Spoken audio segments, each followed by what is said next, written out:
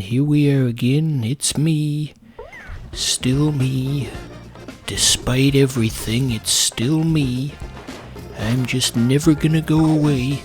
These Let's Plays will be here until the end of time. If they ever stop making video games, I can just start doing them over again and just saying different stuff over the same video games from before. This channel is eternal. While all your friends and family may gradually leave you for bigger and better things, I will always be here. Day after day after day. I ain't going anywhere. So Blob is still doing stuff. We can just skip straight to the exit because we've got enough points built up, but we want to do that mission over there. Yeah, so we gotta fling ourselves in there and then we'll have a paint explosion. It'll be all skibberwap and dadap, and then you guys ever watch Review Tech USA? I don't really anymore. I'd say it's been about 2 years since I last saw one of his videos. I don't even know if he's still making stuff. I just saw that his intro is becoming like a small meme lately where people will edit the skibberwap and dadap into different things. It is a funny thing to hear unexpectedly, so it's got good meme potential, as they say. Okay, there we go. We got a new base of operations. The Blob Party headquarters, if you will. So that satellite, the radio satellite thing they were showing, it was reminded me of that episode of King of the Hill where Dale had a conspiracy-themed radio station, and he couldn't keep it up because there was too much of a demand, and a group of Mexicans bought the rights to the station, and they would just put the microphone up to a different radio that was playing a different station, and you could get the music that way. That was pretty funny. And then it cut to Bobby listening to it. Okay, so let's pick different music than last time for variety's sake. We went with the new funky mode in the previous one. What was with that visual glitch in the sky during that cutscene? I hope my Wii's GPU isn't dying. I mean, it is an almost 15-year-old piece of hardware that's been knocked over quite a few times by clumsy friends and relatives. I don't know, I mean, my N64 is still going good, so maybe that was just a Blob thing. Who knows? If my Wii did actually die, I wouldn't be too upset. It's given me so many faithful years of service. It's not like I wouldn't. You get what I'm saying. So this guy, he's teaching us how to fight the opposition. Fight to get it back again. Yeah. Fight to get it back again. That was an extremely poor rendition of The Fixer by Pearl Jam. That was a good album. I was big into that in 2010.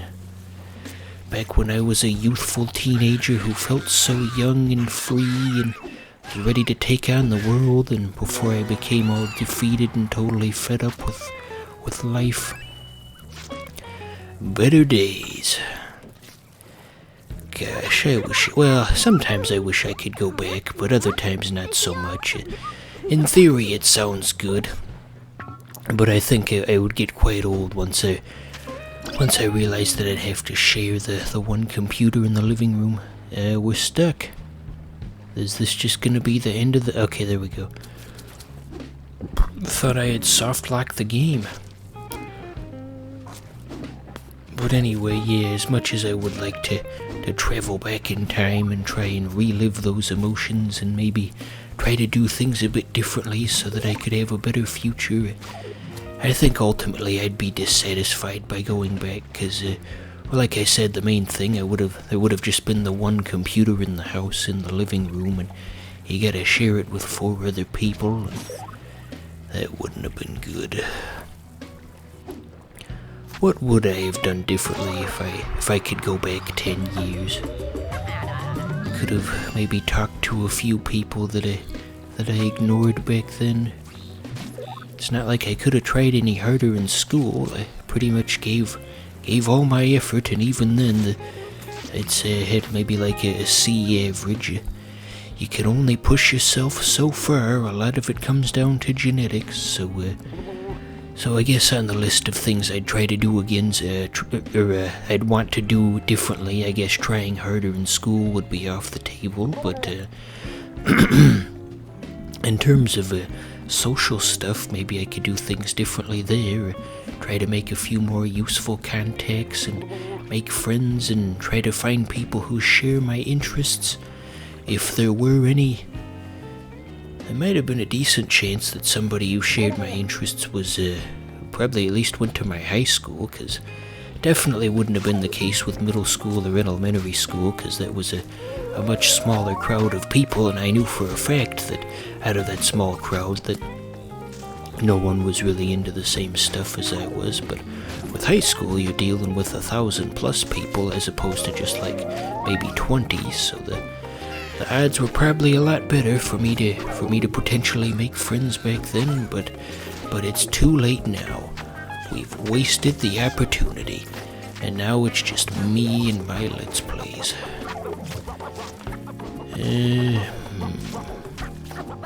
So yeah, I was talking about the song "The Fixer" by Pearl Jam. I'll always associate that song with a meaningful moment of my adolescent years, one that I'm not going to tell you about. I don't know who's watching this. It's none of your business, but that song will always hold a special place in my heart, as they say, even though it's not really that type of song.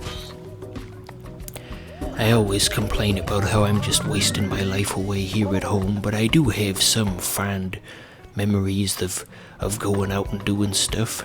Not very many, but some at least. I have lived life at least slightly.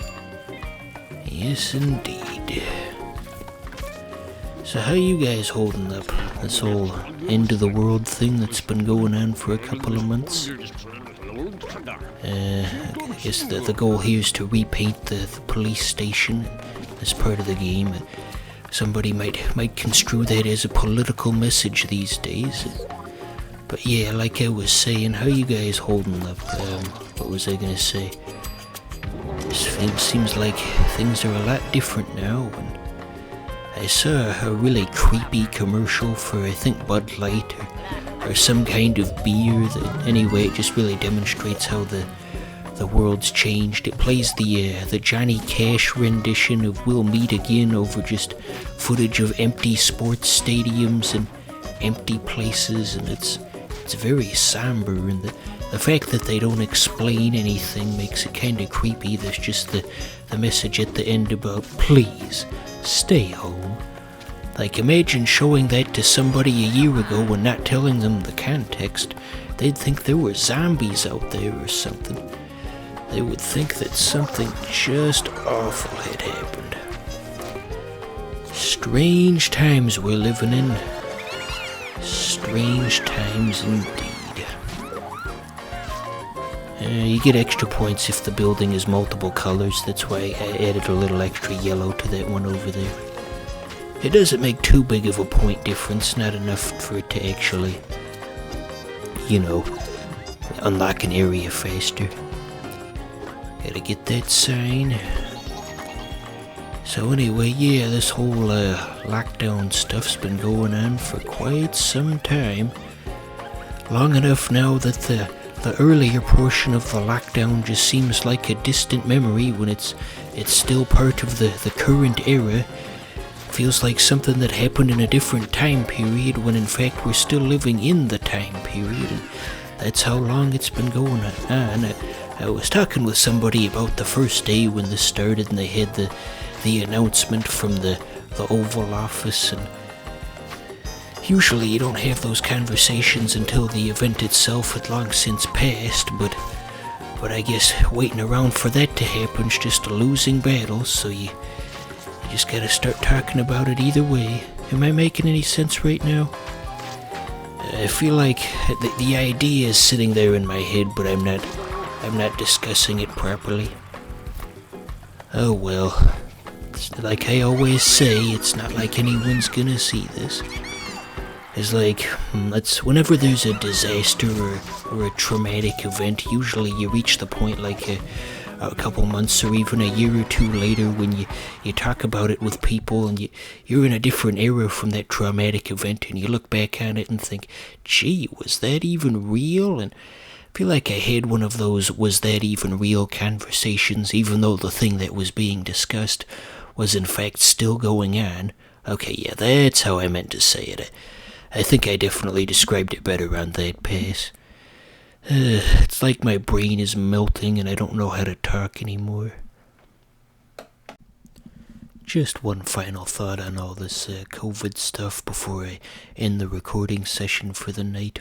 Something that really concerns me is just the fact that my family has kind of written me off as a crazy person at this point, and they really don't listen to me when I try to warn them about, basic health and safety tips, and I feel like they're not going to start listening again until something horrible happens, but maybe we'll get lucky and it won't come to that. Hopefully.